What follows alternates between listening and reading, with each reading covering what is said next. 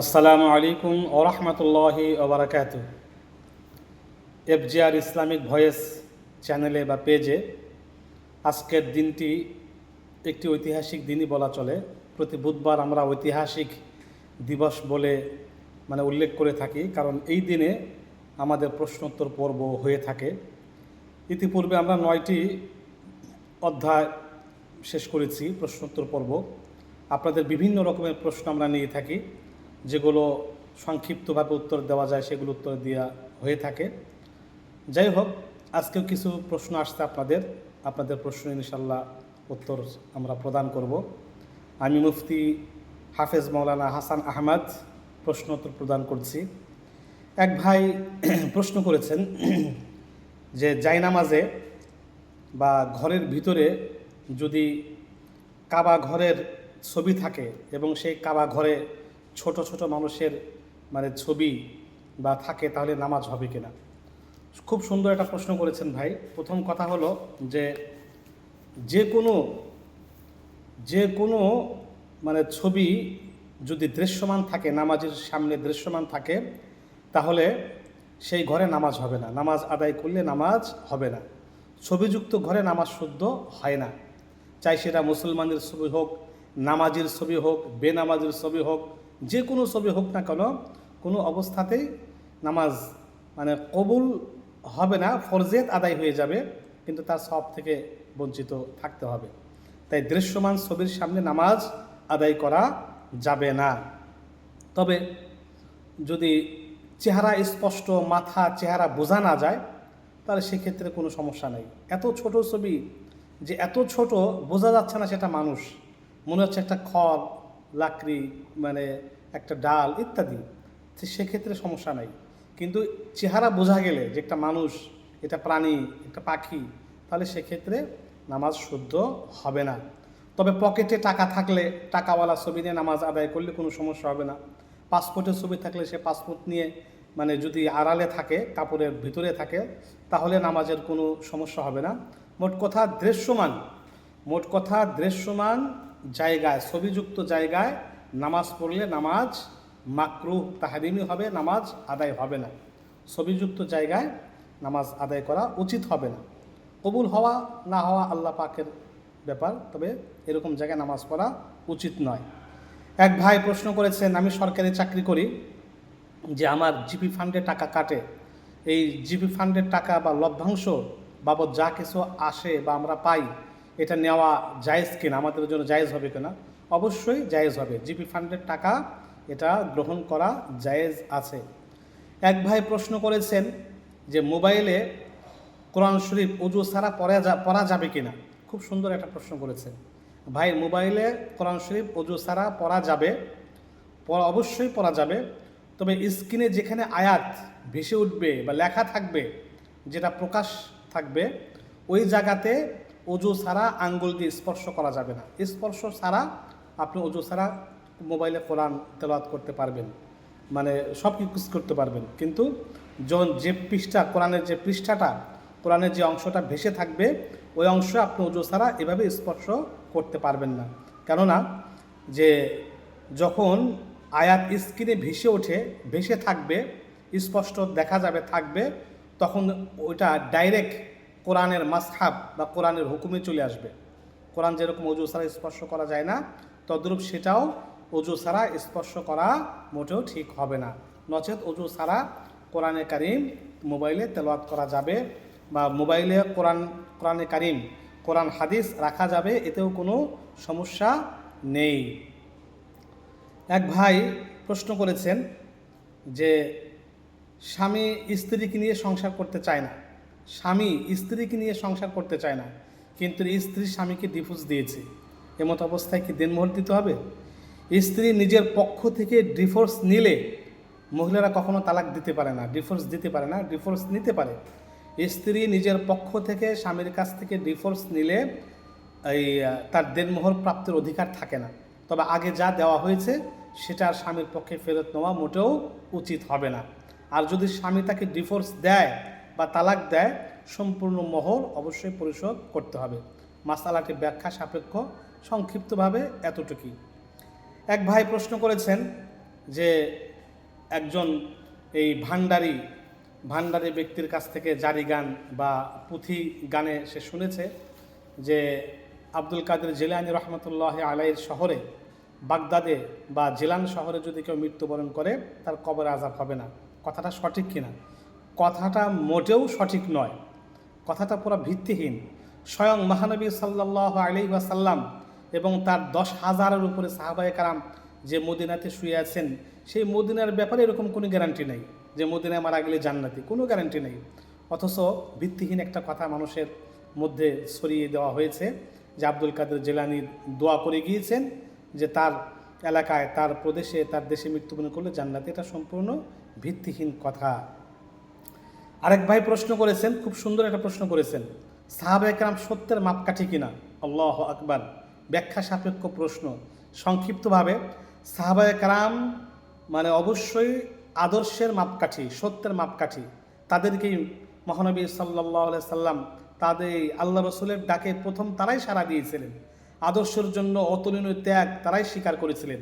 পবিত্র কোরআনে কারিমের দায়িত্ব বহন করা, সরাসরি তাদেরকে সম্বোধিত করা, আল্লাহ পাক তাদেরকে মনোনীত করেছেন। আল্লাহ পাক রব্বুল আলামিন তাদের প্রতি সন্তুষ্ট হয়েছেন। এই জন্য বলেছেন রাদিয়াল্লাহু আনহুম ওয়া রাদু আন, তারা সন্তুষ্ট, আমিও তাদের প্রতি সন্তুষ্ট। সাহাবায়ে কেরামের সম্পর্কে আল্লাহ রসুল বলেন লা তাসুব্বু সাহাবা, আমার সাহাবাদেরকে তোমরা গালি দিও না। আমার সাহাবা নক্ষত্র সমতুল্য, যে যার এক একজনকে অনুসরণ করলে সে অবশ্যই জান্নাতের পথে যেতে পারবে, জান্নাতের পথেই সে থাকবে। সুতরাং সাহাবেদের মতো দুনিয়ার সমস্ত মানুষ, তাবে এবং কিয়ামত পর্যন্ত সমস্ত মানুষ মিলেও একজন সাহাবীর সমান হতে পারবে না, নেকি অর্জন করতে পারবে না। সাহাবীর একটা খেজুরের 1/4 ওই সময়ের দান, সাহাবীর জামানার পর থেকে নিয়ে কিয়ামত পর্যন্ত সমস্ত মানুষের দান এক জায়গা করলেও সাহাবীদের সেই দানের সমতুল্য হবে না। সুতরাং সাহাবায়ে কেরামকে ইমানের মাপকাঠি রূপে ঘোষণা করা হয়েছে। সাহাবায়ে কেরাম আদর্শের মাপকাঠি, মানে আমল আকিদার মাপকাঠি। অবশ্যই সাহাবায়ে কেরাম সত্যের মাপকাঠি। আল্লাহ পাক কোরআনে কারিমে নিজেই বলেছেন সূরা বাকারার মধ্যে, ওয়া ইযা কিলা লাহুম আমিনু কামা আমানান নাস, তোমরা ঈমান আনো সাহাবীদের মতো। তখন এই কাফের বেঈমানরাই কথা শুনে বলল, ক্বালু আনুমিনু কামা আমানাস সুফাহা আলা ইন্নাহুম হুমুস সুফাহা ওয়ালাকিন লা ইয়ালামুন। এই নির্বোধদের মতো আমরা ঈমান আনবো? এরা গরিব, এরা নির্বোধ, এই নির্বোধ লোকদের মতো ঈমান আনবো? আল্লাহ পাক রব্বুল আলামিন এরাই নির্বোধ এবং এরাই বিভ্রান্ত, অথচ এরা সেটা অনুধাবন করে না। তদ্রূপ সাহাবায়ে কেরামদেরকে যারা সত্যের মাপকাঠি জানবে না, ওই জামানায় আল্লাহ পাক যাদের ব্যাপারে নির্বোধ বলেছেন, বর্তমান জামানায়ও সাহাবায়ে কেরামদেরকে যারা সত্যের মাপকাঠি মানবে না, তারা নির্বোধ ও বিভ্রান্ত। অবশ্যই তারা বিভ্রান্তকর জামাত, অবশ্যই দল মতবাদ। সুতরাং সে যেই হোক না কেন, যত বড় মাপের স্কলার হোক না কেন, যত বড় মাপের আল্লাহর অলি হোক না কেন, জ্ঞানী হোক না কেন, জ্ঞান পাপিতাপি হোক না কেন, যত বড় ইসলামী আন্দোলন করুক না কেন, যত বড় সংগঠনের মালিক হোক না কেন, সাহাবায়ে কেরামকে যারা সত্যের মাপকাঠি মানবে না, তারা বিভ্রান্ত, তারা গোমরা। এটাই সত্য, এটাই হক, সে যেই হোক। সুতরাং অন্ধ অনুকরণ করা যাবে না। সাহাবায়ে কেরাম অবশ্যই সত্যের মাপকাঠি, সাহাবায়ে কেরামকে সত্যের মাপকাঠি হিসাবেই জানতে হবে এবং মানতে হবে। স্বয়ং আল্লাহ যেখানে বলেছেন সাহাবীদের মতোই মানানো, সেখানে এই ডক্টর ফক্টর, এই মানে স্কলাররা মিলে বলে কি হবে? খুব দুঃখ লাগে যখন এই নামধারী বা মুখোশধারী বা জ্ঞানপাপী কিছু আলেম, কিছু বক্তা, কিছু স্কলার সাহাবায়ে কেরামদের ব্যাপারে মাপকাঠি না, সাহাবায়ে কেরাম ভুলের ঊর্ধ্বে নয় ইত্যাদি কথা বলে, তাদের কলিজায় কম্পন হয় না, কাঁপে না? কাদের সম্পর্কে কথা বলছেন? কাদের সম্পর্কে? যাদের চরিত্রের সার্টিফিকেট স্বয়ং মহানবী সাল্লাল্লাহু আলাইহি ওয়াসাল্লাম প্রদান করেছেন। সুতরাং সাবধান, সাহাবীদের ব্যাপারে কথা বলার ব্যাপারে, মন্তব্য করার ব্যাপারে সাবধান থাকা উচিত, নাহলে ঈমান চলে যাবে, ঈমান আমল বাতিল হয়ে যাবে। যাই হোক, আরেক ভাই প্রশ্ন করেছেন যে স্ত্রীর রোজগারের টাকা দিয়ে স্বামী বা কোনো পুরুষ আত্মীয়ের কাফনের কাফন কেনা যাবে কিনা? অবশ্যই যাবে।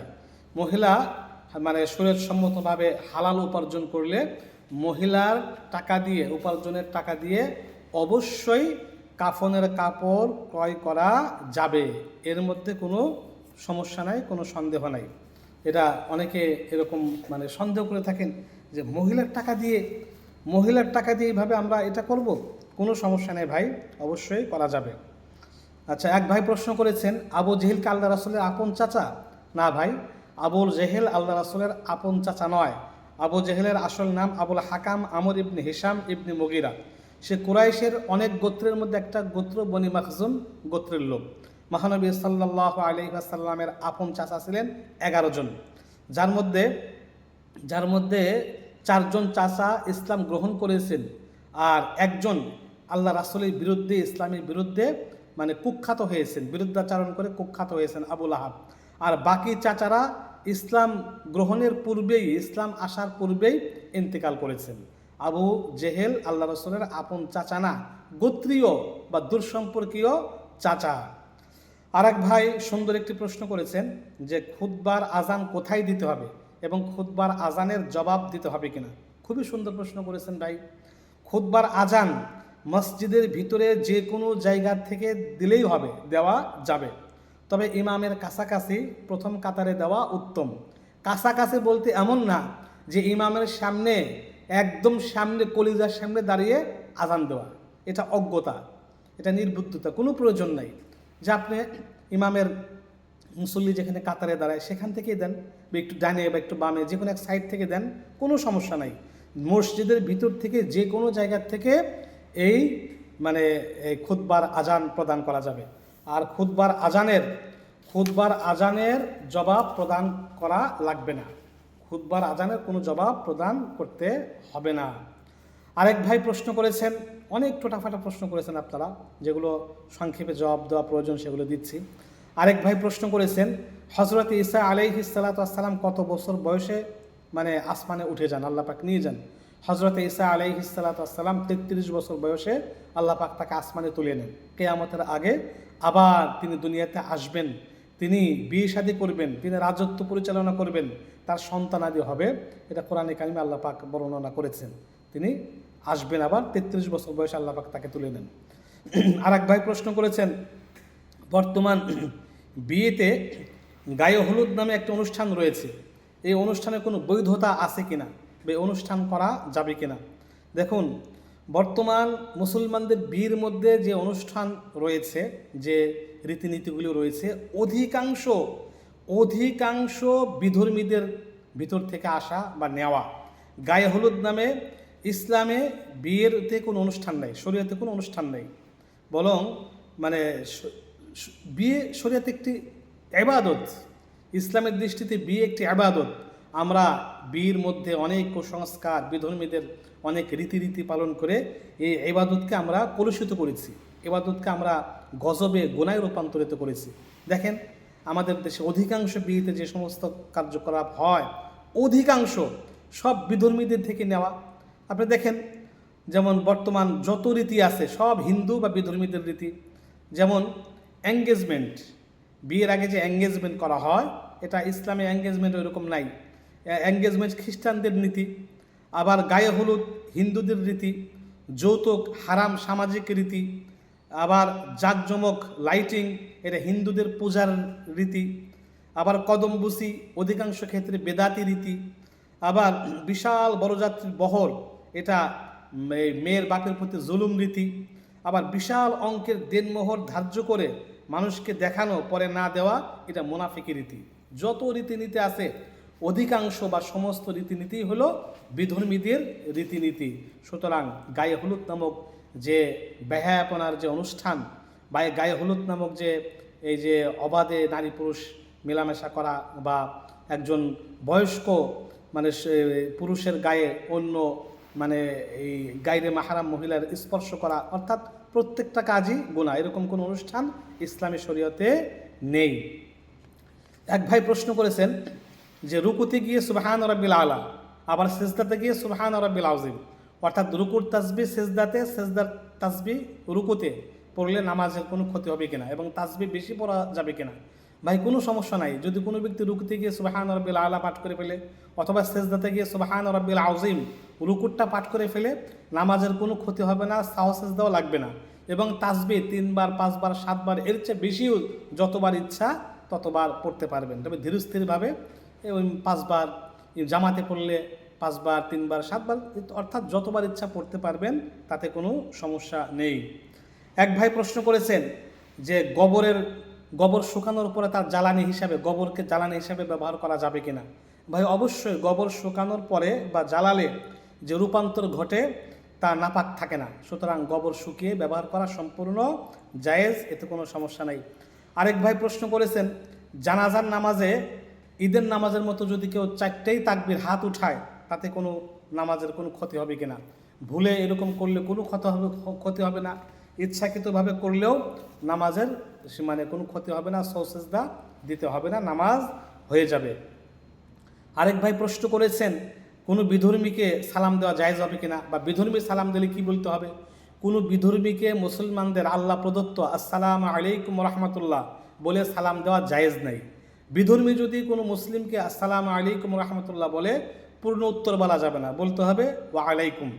তো বিধর্মীকে এই তাদের মানে আকারে ইশারা ইঙ্গিতে হাদাক আল্লাহ, সে মনে করবে আদাব দিচ্ছে, এইভাবে তাকে হাদাক আল্লাহ, আল্লাহ তোমাকে হেদায়েত দিক, এইভাবে তাদের সম্বোধন করা যাবে। অথবা কিছু বলা ছাড়াই হাত উঠানো যাবে, কিন্তু তাদের শব্দগুলো নমস্কার, নামাস্তে, এই শব্দগুলো ব্যবহার করা উচিত হবে না, কারণ এই শব্দগুলো অধিকাংশই অর্থ কুফরি এবং শিরকির সাথে সামঞ্জস্যতা অনেক সময় রাখে। এক ভাই প্রশ্ন করেছেন যে ব্যক্তি হজ করে নাই, তার উপর মানে হজ ফরজও নাই, তাকে দিয়ে বদলে হজ করানো যাবে কিনা। অবশ্যই যে ব্যক্তি হজ করে নাই এবং তার উপরে হজ ফরজও না, এরকম মানে ব্যক্তির দ্বারা বদলে হজ করানো জায়েজ আছে। কিন্তু যে ব্যক্তির উপরে হজ ফরজ, সে এখনও হজ করে নাই, এরকম ব্যক্তি দ্বারা অন্যের বদলে হজ করানো উচিত হবে না বা করা যাবে না। এরকম ব্যক্তির দ্বারা করা যাবে যে ব্যক্তির হজ ফরজ না, নিজে করে নাই কিন্তু মাসলা মাসাইল জানে, এরকম ব্যক্তি দ্বারা হজ করানো যাবে। অর্থাৎ হজ নিজের মানে হজের ব্যাপারে সামর্থ্যবান হয়ে গেলে অন্যের বদলে হজ আর করা যাবে না। বিষয়টি স্মরণ রাখলেই উত্তরটা একদম সহজ হয়ে যাবে। আরেক ভাই প্রশ্ন করেছেন যে উলঙ্গ হয়ে গোসল করা যাবে কিনা। ভাই উলঙ্গ হয়ে বাথরুমে গোসল করা না জায়েজ না, জায়েজ, তবে এতে অনেক ক্ষতি রয়েছে। ইমানের নূর কমে যায়, চোখের জ্যোতি কমে যায়, শয়তান খুশি হয়, আল্লাহ পাক রব্বুল আলামিন তার প্রতি একটু অসন্তুষ্ট হন, রহমতের ফেরেশতা তার থেকে দূরে চলে যায়। অনেক ফেরেশতা মানুষকে হেফাজতের দায়িত্বে থাকে, তদ্রূপ বাথরুমে গোসলখানাও অনেক ফেরেশতা সাথে থাকে। যখন উলঙ্গ হয়ে যায় তখন ফেরেশতারা তাকে ফেলে রেখে চলে যায়। সুতরাং আল্লাহকে লজ্জা করা উচিত, কারণ তাকওয়া তো বাথরুমেই হয়। বলে এক বুজুর্গ বলে তাকওয়া যদি তোমরা কাউকে দেখতে চাও, খুঁজতে চাও, তাহলে দেখো বাথরুমে কে বেশি আল্লাহকে ভয় করে। সুতরাং উলঙ্গ হয়ে বদ্ধ জায়গায়, যেখানে কোনো অবস্থাতে দেখা যায় না, এরকম জায়গায় উলঙ্গ হয়ে গোসল করা জায়েজ আছে। তবে উত্তম হলো যে উলঙ্গ না হয়ে গোসল না করা, এতে অনেক ক্ষতিও রয়েছে। এক ভাই প্রশ্ন করেছেন যে মায়েরা অজু অবস্থায় সন্তানের দুধ পান করালে অজু ভাঙবে কিনা। না ভাই, অজু ভাঙবে না। অজু করার পরে সন্তানকে দুধ পান করালে কোনো অবস্থাতে অজু ভাঙবে না। আরেক ভাই প্রশ্ন করেছেন কোনো মহিলা যদি কোনো মুসলমানদের এলাকায় মৃত্যুবরণ করে, বোঝা যাচ্ছে না যে সে হিন্দু না মহিলা, সেক্ষেত্রে কিভাবে করবে। কোনো মহিলা যদি মুসলমানদের জনপদে বা গ্রামে এলাকায় মৃত্যুবরণ করে, তাকে মুসলমানের কায়দায় রীতিনীতি অনুযায়ী তাকে দাফন করবে, তাকে হিন্দু হিসাবে তারা মানে বিবেচিত করবে না, অবশ্যই মুসলিম হিসাবে তাকে দাফন করতে হবে। আরেক ভাই প্রশ্ন করেছেন স্বামী স্ত্রী সহবাস করার পরে বিছানা, চাদর, মশারি সব ধুইতে হবে কিনা। না ভাই, স্বামী স্ত্রী মিলিত হওয়ার পরে যেখানে নাপাকি লাগবে সেটা ওই জায়গাটাই পরিষ্কার পরিচ্ছন্ন করতে হবে, ধুইতে হবে, বাকি কোনো কিছু আর পরিষ্কার পরিচ্ছন্ন বা ধোয়ার প্রয়োজন হবে না। আরেক ভাই প্রশ্ন করেছেন যে মেয়েদেরকে হাফেজা বানানো জরুরি কিনা বা হাফেজা বানানো কেমন। দেখেন, মহানবী সাল্লাল্লাহু আলাইহি ওয়াসাল্লামের 3 স্ত্রী, হযরত আয়েশা রাদিয়াল্লাহু আনহা, হযরতে হাফসা রাদিয়াল্লাহু আনহা, হযরত উম্মে হাবিবা রাদিয়াল্লাহু আনহা কোরআনের হাফিজা ছিলেন, এবং অনেক মহিলা সাহাবী তারা কোরআনের হাফিজা ছিলেন।